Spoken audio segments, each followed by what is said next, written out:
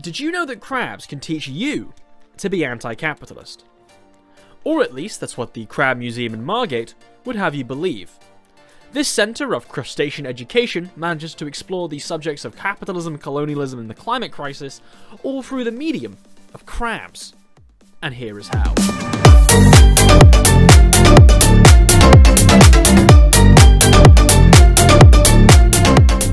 Before I explain to you how crabs can teach you to be anti-capitalist, it's important to keep in mind that they can also teach you the importance of liking and subscribing. So you should probably do that, because they said so, I promise. Located above the Pie Factory Gallery, which doesn't make pies, the Crab Museum is possibly the most political, anti-capitalist and pro-crab space in the country. Once you enter the small walkway, you will immediately sense that something about this museum differs from the norm. A timeline of the history of the universe told through crabs can be seen on the yellow walls, accompanied by cartoonishly adorable drawings. This timeline revels in the fact that in comparison to crabs, humanity's history is oh so short. The adorable little cartoon crabs are sort of scattered around the museum. There's quite a lot of hidden ones as well. A particular favourite one was in the bathroom, but I did not film that one. I will not be showing it on screen. I did not feel very comfortable filming in a bathroom. What am I, a TERF? Once I entered the main room of the museum, I was immediately drawn to a small display marked "Danger, Truth Inside, Do Not Open." When I of course ignored this advice, I was met with large bold text proclaiming capitalism caused climate change. But what, you may ask, does this have to do with crabs? Well, as the display explains, if humanity wants a world to live in which hasn't been ravaged by climate change, it needs to be inhabitable for all its creatures, no matter how squishy or spiky. When I asked two of the three founders to explain what on earth this curious blend of the political and the aquatic was, they replied rather simply. It is a museum about crabs.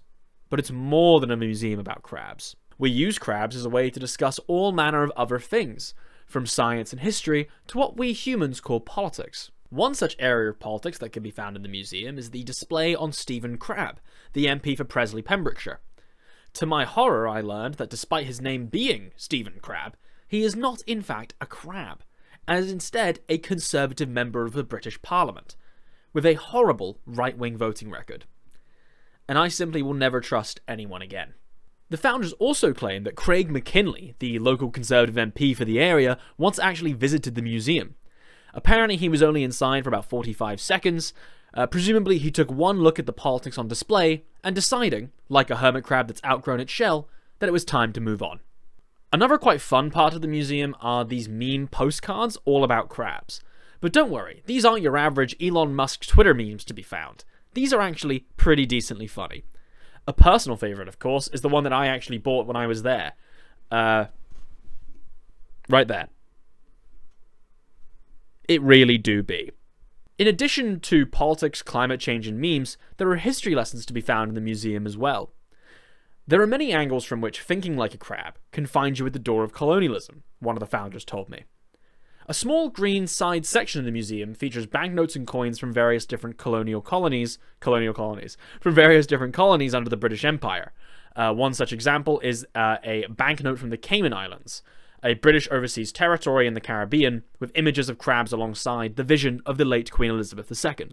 Through this seemingly minor connection, the museum explores the subject of colonialism and its lasting damages. The Cayman Islands were seized by the British in 1670 and were part of the transatlantic slave trade, which saw Britain abduct 3.1 million Africans and sell them into a lifetime of brutal servitude.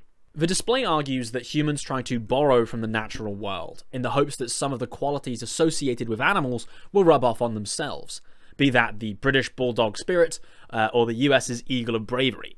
The historical use of crabs as a physical manifestation of state power is another way in for the curators to explore colonialism. Crabs, in this sense, are used to examine how capitalism drove global conquest. Crabs taught me to be anti-capitalist, one of the founders told me. They claimed that they wanted to be led by the crabs, and in trying to be as objective as possible in studying the natural world, they found that it led them quite naturally in the direction of anti-capitalism. Crabs have been affected by capitalism in a number of different ways, the two argue. The negative byproducts of capitalism, colonialism, and climate change, such as overfishing, rising sea temperatures, and species extinction, are all part of the same historical movement, destroying ecosystems and environments that crabs occupy. This can be applied across the natural world, and the founders argue that the same nature-led thought processes would lead them to the same political ends. It could have been a museum about slugs or seagulls, they argue. They just happen to be crab enthusiasts. The core ideology behind the Crab Museum is that all forms of knowledge are connected. This is apparent when walking through the museum itself. The section about colonialism leads naturally to the Industrial Revolution, which then brings you back to climate change. As the owners put it, these issues are all part of the same historical movement, which I guess can also include crabs. Whilst you may enter this building expecting to learn about how the acidification of seawater has led to crab shells being thinner, you may leave with a whole new political outlook. Thank you very much for watching. If you enjoyed this video, do please remember to follow the crab's advice and like and subscribe. If you'd like to learn more about the museum, this video is actually based off of an article I wrote in the New Statesman, the link to which is in the description of this video. I would also highly recommend checking out the Crab Museum's website link, also in the description. They do great work and deserve a lot of appreciation. I believe they're still crowdfunding as well, so if you want to throw them a couple dimes, a couple of those crab-faced coins, please do. They deserve it. And now I guess is the time I have to explain a couple things. Why am I wearing a bucket hat? I didn't want to do my hair, and in my head, a bucket hat is the closest to the sea a hat can get. So that's why we're wearing it.